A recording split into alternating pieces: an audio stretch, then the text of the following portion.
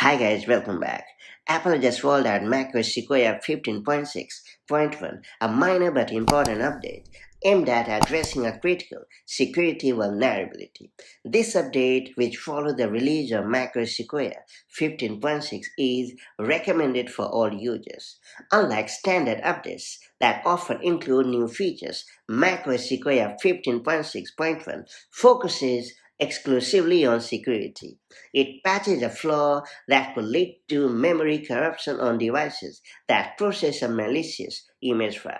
Apple's release notes confirm that this specific vulnerability has been actively exploited in the wild, although the attacks appear to be highly sophisticated and targeting specific high-value individuals. The company addressed the issue with improved balance checking to prevent the exploit. Mac users can download the update through the software update section in their system settings app.